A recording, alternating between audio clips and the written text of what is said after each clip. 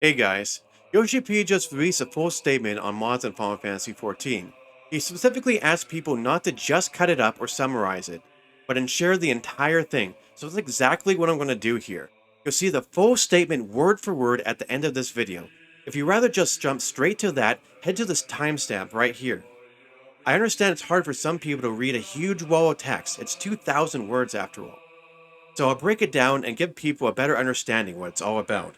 This statement comes directly from Naoki Yoshida, Yoshi-P, director and producer of Final Fantasy XIV. He also reminds everyone that he's been a PC gamer for decades. He says that his stance on mods hasn't changed. He tolerates them, but only under certain conditions. They have to be for personal use and they can't harm the game, services, designs, or other players. He makes it clear that if players follow that idea, he doesn't see a reason to go hunting people down for using mods, as long as they accept the responsibility for what they install.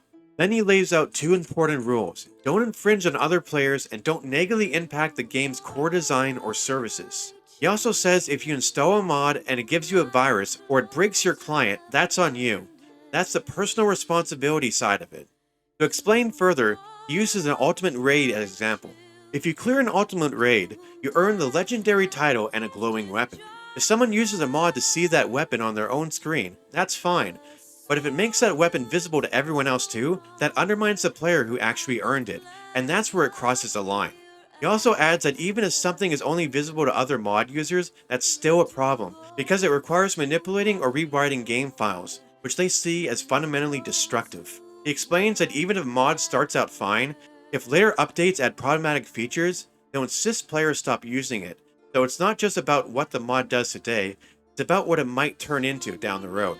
He also lists the options Square Enix has. Ask players to stop using it, ask creators to remove the offending features, or build preventative measures in the game.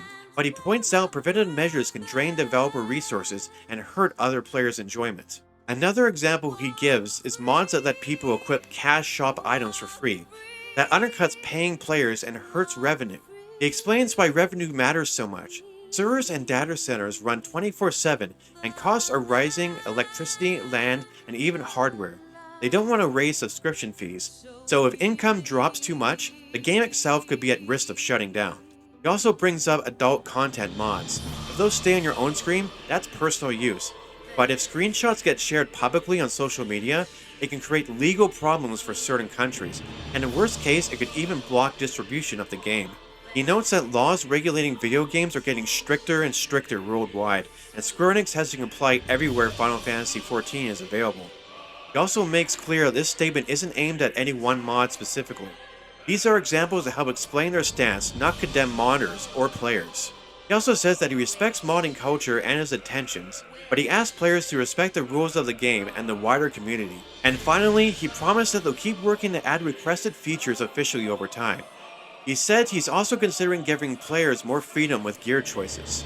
He ends by thanking the community, talking about FanFest, and saying they'll keep building a world that everyone can enjoy.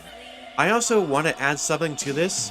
I don't think a lot of people know this, and when I was answering the comments in both my videos on YouTube and TikTok, modding in Japan is flat out illegal. So when they are saying the don't ask, don't tell, they're actually taking a risk by doing this. If things like adult mods, cheating tools, or security issues get out of hand, Square Enix will be blamed for not stepping in. On top of that, if they've been ignoring mods for years, it makes it harder for them to defend their copyright when they suddenly decide to crack down. Here's the full statement by Yoshi-P, the director and producer of Final Fantasy XIV.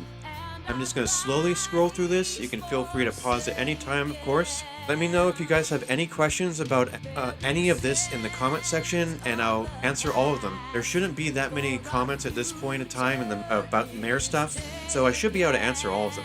By the way, since this came out about the same time that Mare got taken down, it is assumed that this is sort of regarding Mare, but there's no official statement directly pointing at this is about Mare. And Square Enix, even with prior scope, never has ever pointed directly at a mod before. They've generally stayed away from that sort of thing.